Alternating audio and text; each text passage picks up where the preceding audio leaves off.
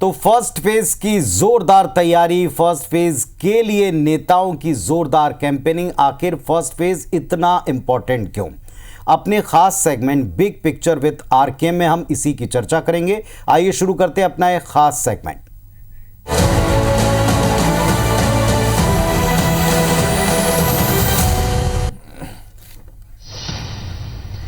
और first phase पर बातचीत करने के लिए हमारे साथ में जुड़े हुए हैं IBS 24 के editor in chief Ravikant Mittal ji. Ravi ji, NDA के लिए ये फर्स्ट फेज सबसे ज्यादा चैलेंजिंग माना गया, इसमें पूरा जोर लगाते दिखाई पड़े। आखिर ये पहला फेज एनडीए के लिए जिसका बड़ा टारगेट है, इतना चैलेंजिंग क्यों है?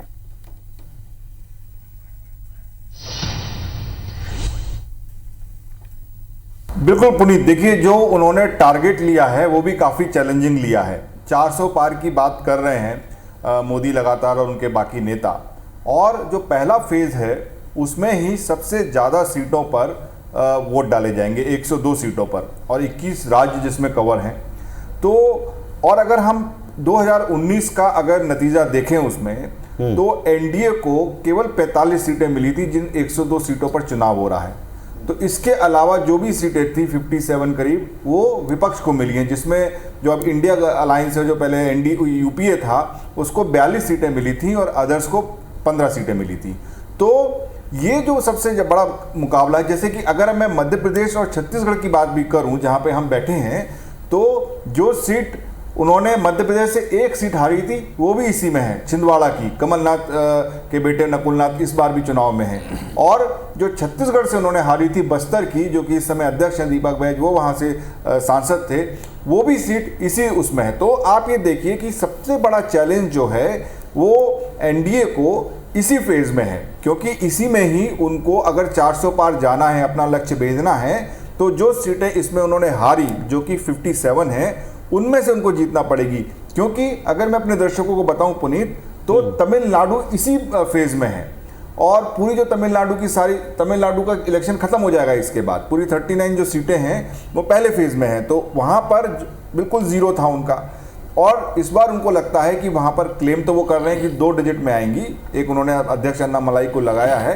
तो इसीलिए ये फेज सबसे कठिन है एनडीए के लिए। और आप देखोगे इसीलिए इससे पहले मोदी ने पूरे देश में 36 रैलियां की और 6 से ज़्यादा उन्होंने रोड शो किए।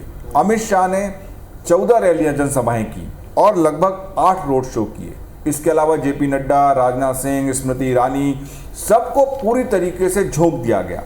लेकिन दूसरी तरफ यूपीए भी पूरी तरह से मैदान में डटा है। राहुल गांधी और भी जो उनके बड़े दूसरे नेता हैं, खड़गे हुए, प्रियंका गांधी हुई, उन्होंने भी पूरे देश में किया। और हमने देखा कि दोनों ही पार्टियों का मैनिफेस्टो, मतलब बीजेपी का संकल्प पत्र, उनकी न्याय की गारंटियां, ये अच्छे से हो गई, पहले हो गई। और अब उन्होंने इस फेज से पहले मोदी ने अपने प्रत्याशियों के लिए एक पत्र लिखा और कहा आप जीत के आइए, जनता से जुड़िए। और राहुल गांधी ने भी एक वीडियो जारी किया जिसमें उन्होंने बब्बर शेर बोला अपने कार्यकर्ताओं को।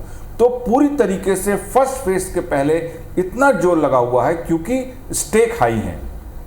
एनडीए को सीटें ज्यादा जीतनी है क्योंकि इसमें सबसे कम सीटें हैं उनके पास, और यूपीए को अपनी सीटें बचानी है और बढ़ानी है। तो ये इसलिए ज्यादा पूरा रोचक हुआ है। चलिए, चैलेंज तो बहुत बड़ा है अविनाश, और बड़ी बात यह कि इस चैलेंज को पूरी सीरियसली एनडीए का खेमा निभाते हुए, आगे बढ़ाते हुए भी नजर आया। बिल्कुल स्टेक दांव पर है, रवि जी ने कहा। रवि जी, पहले फेज की लड़ाई के साथ साथ एग्रेसिव कैंपेनिंग का जो फॉर्मूला है, क्या सभी चरणों की लड़ाई पर यह असर डालेगी?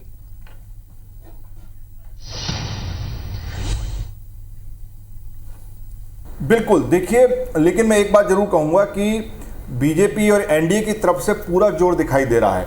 जहां जा रहे हैं मोदी, वहां के जो उनके जो अलायंस हैं उनके साथ वो रैली कर रहे हैं। एक्सपेक्ट किया जा रहा था कि इंडिया अलायंस भी एक मिलके रैली करेगी पहले फेज से पहले, लेकिन ऐसा हो नहीं पाया। तो ये बात सही है कि पूरा आगाज हो चुका है और अब तो कल के बाद ये पूरी प्रोसेस 18वीं लोकसभा के लिए शुरू हो जाएगी। अब जितना भी नेताओं को बोलना था, जितनी अपने वादे करने थे, अपने इरादे दिखाने थे, दावे करने थे, वो अब कर चुके हैं और ये तो अब लगातार जारी रहेगा। लेकिन सबसे जो आपने बोला कि फियर्स इसीलिए था कि भाई अगर आगाज जोरदार होता है तो अंत फिर उससे भी अच्छा होना चाहिए, ये पार्टियों का मानना है।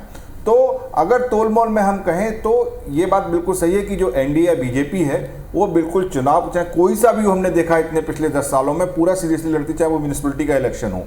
लेकिन दूसरी तरफ इस तरह की खबरें आई कि जितनी गंभीरता से, क्योंकि राहुल गांधी की बहुत उतनी ज़्यादा रैली नहीं हुई या प्रियंका गांधी की रैली जिस तरीके से होनी चाहिए वो नहीं हुई, तो ये हमें देखना होगा कि अब सेकंड फेज, थर्ड फेज, जो आगे के फेज हैं उसमें यूपीए किस तरीके से करता है और एनडीए का क्या रुख रहने वाला है। लेकिन जिस तरह की बातें हो रही हैं, जिस तरीके के बयान आ रहे हैं, इतने नीचे एक दूसरे को गालियां भी हो रही हैं जो हमने देखा, तो क्या अब ये स्तर आने वाले फेज से गिरेगा, ये हम भी देखेंगे और दर्शक भी हमारे साथ देखेंगे इस सरकार प्रोग्राम में। बिल्कुल आपने ठीक कहा, और 7 चरणों की लंबी प्रक्रिया है और फिर इंतजार 4 तारीख का होगा, और 4 को ये सारी मेहनत, पूरी प्लानिंग, पूरा एग्रेसिव प्रचार क्या रंग लाता है और किसके पक्ष में रंग दिखाता है, ये जरूर देखने वाली बात होगी। शुक्रिया आपका हमारे साथ जुड़ने के लिए रवि जी, और फर्स्ट फेज के बारे में, इसके इंपॉर्टेंस के बारे में चर्चा और पॉइंट्स रखने के लिए।